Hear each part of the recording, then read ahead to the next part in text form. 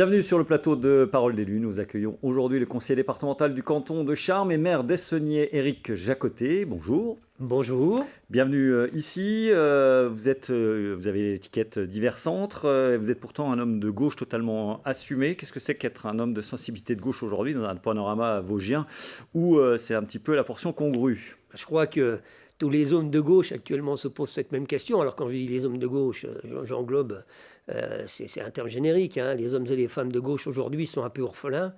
Des leaders charismatiques, voilà, on le cherche aujourd'hui. Alors effectivement, bon, il y a une belle représentation de gens divers et variés de gauche, mais enfin bon, on l'a vu dans un passé très récent, l'homme de gauche comme l'homme de droite a plutôt tendance à glisser en ces périodes voilà, attiré par des astres divers et variés. Donc non, ce qu'on voudrait, c'est retrouver vraiment quelqu'un qui apporte quelque chose, un discours, pas seulement une présence devant les caméras, à pousser des coups de gueule, c'est pas ça qu'on recherche. On veut vraiment quelqu'un qui a un programme et qui entende les Français. Donc voilà, bon, faire du bruit, s'agiter, c'est bien, mais travailler en responsabilité pour que effectivement demain on soit vraiment représenté et entendu et regroupé. Parce que là, oui, il y a des gens de gauche partout, dans toutes les sensibilités, mais on va en parler dans un instant. En attendant, vous avez parrainé François Asselineau pour la présidentielle. Ça peut surprendre. François Asselineau, considéré comme droite et même parfois extrême droite sur certaines positions. Alors, c'était un parrainage, hein, ce n'est pas votre soutien, on est bien d'accord. Oui,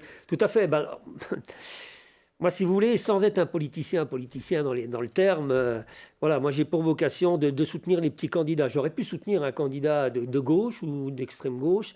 Alors les petits candidats plutôt situés à gauche sont plutôt d'extrême gauche. Je voulais surtout pas soutenir un candidat d'extrême droite, bien évidemment.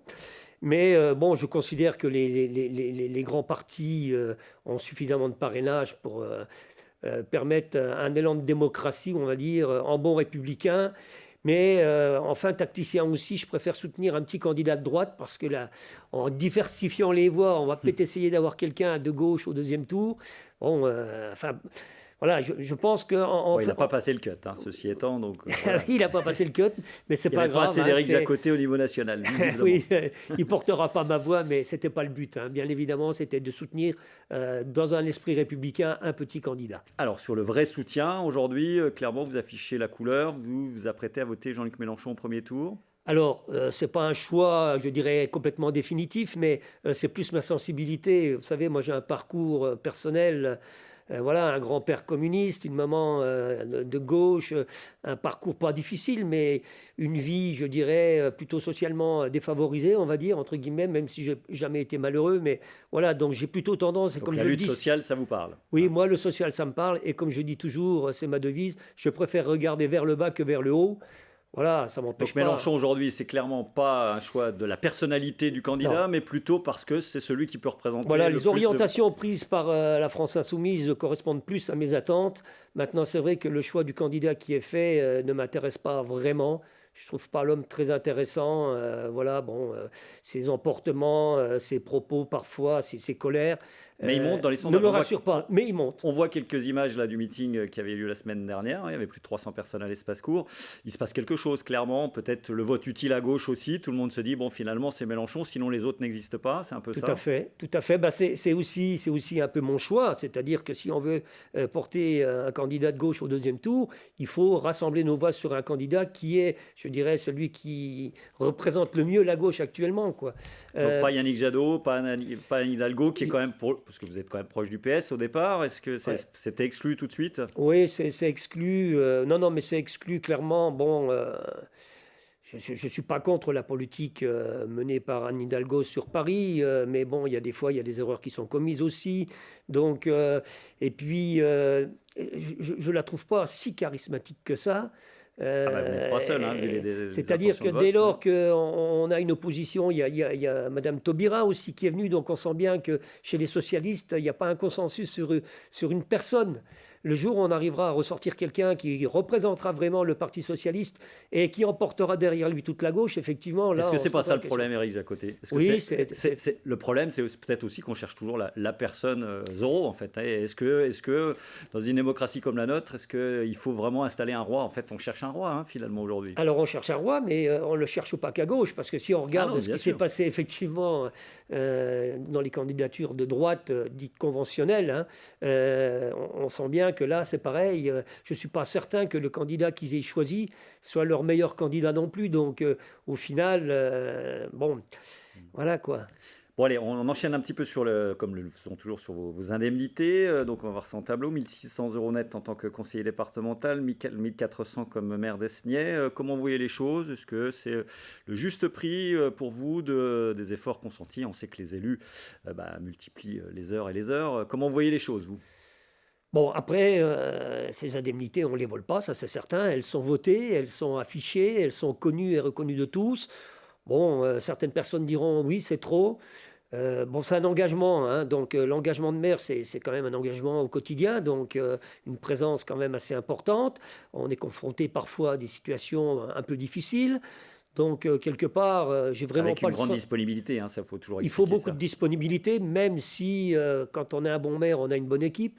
Hein, c'est quand même un atout important d'avoir Ah, autour mais de s'il y a soi un des gens. incendie dans la nuit à Esnier, c'est le maire qu'on va appeler, hein. C'est le maire qu'on va appeler, voilà. Donc toutes ces choses-là, voilà, font que effectivement cette indemnité n'est pas volée. Alors j'ai regardé, hein, c'est 1500 le conseiller départemental et 1300 et quelques. Donc on est un peu au-dessus, hein, Le maire, on est un peu au-dessus, mais voilà, c'est dans tout à fait. Alors maintenant, le recul que j'ai par rapport à l'indemnité de conseiller départemental, il n'est pas suffisant. Moi, je suis un peu novice dans la partie. Actuellement, je me forme à tout va pour être un peu au niveau de mes collègues. Alors juste, je vous interromps là-dessus. Donc vous êtes conseiller départemental diversante, mais de sensibilité de gauche. Est-ce que cette voix d'homme de gauche est audible au sein du conseil départemental? On sait qu'il n'y a pas d'opposition aujourd'hui, hein. Oui, alors, sans citer, sans paraphraser certaines personnes, j'ai découvert qu'on avait quand même un certain nombre d'élus qui sont de sensibilité gaulliste de gauche. Voilà, c'est quelque chose qui n'est pas en soi. Voilà, le général de Gaulle avait une sensibilité puisqu'il a été rassembleur quand même, hein, il a su rassembler autour de son nom, donc quelque part, et puis l'avantage c'est que je connais tout le monde. Hein, ça fait quand même longtemps que je suis dans l'associatif, je les connais, donc quand on est dans l'associatif, on ne fait pas vraiment de politique, donc j'ai des affinités, qu'elles soient de gauche ou de droite, j'ai des affinités avec Donc tout le monde. on travaille Donc, correctement malgré... J'arrive effectivement à faire entendre ma voix, plus en commission aujourd'hui, parce que je ne suis pas encore suffisamment, je dirais, rodé Aguerri, à l'exercice, mais voilà, je pense que d'ici quelques temps, je ferai entendre ma voix, parce que malgré tout, il y a des petites choses qui, des fois, peuvent m'agacer. Je garde ça plus ou moins pour moi, où je change avec des collègues.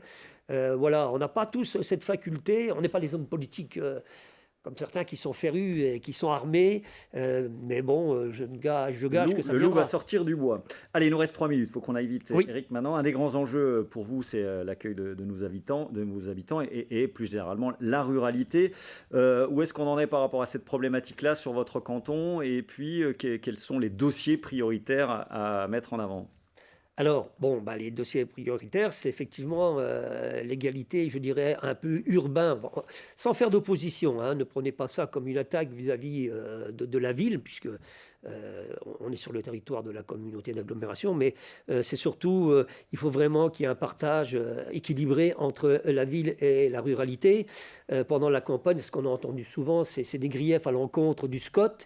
Alors, je sais bien, ce sont des choses qui sont imposées. Le SCOT des Vosges centrales, qui notamment sur l'immobilier contraint les communes à ne plus faire et là, fleurir, ça grince un peu parce que je ne vois pas pourquoi on interdirait à un territoire de se développer, d'autant plus que le canton de Charmes, si on regarde la situation géographique, on est quand même au nord, à mi-chemin entre Épinal et Nancy.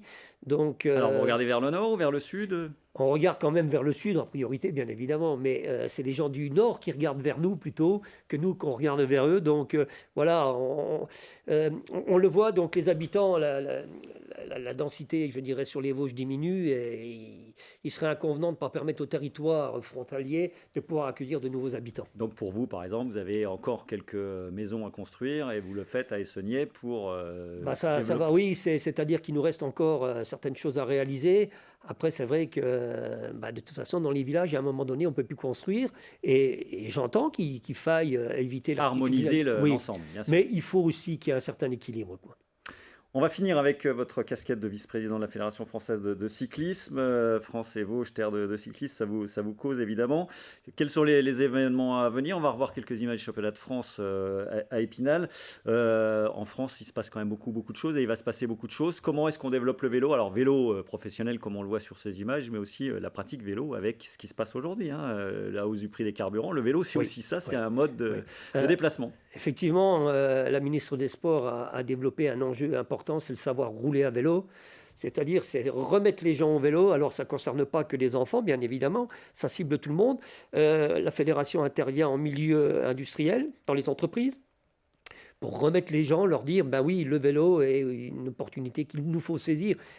La hausse du pétrole, mais bon, il y a tout, la mobilité douce et tout ça, donc la transition écologique, tout ça. Donc, c'est un vecteur très important, le savoir rouler.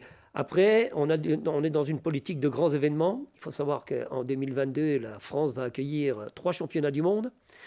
Et puis, on a aussi la perspective des Jeux Olympiques où la fédération associée à l'UCI et à ASO, crée un consortium pour pouvoir proposer les services directs, donc pour organiser tout ce qui traitera du vélo au sein des Jeux Olympiques de 2024.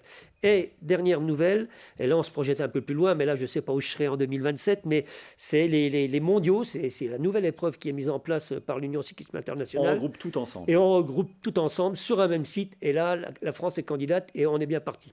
Ça va être énorme. Éric Jacotet, le conseiller départemental du canton de Charmes et maire d'Essonnier, était notre invité. Merci à vous, Éric. Merci beaucoup. On se retrouve la semaine prochaine pour un nouvel entretien politique.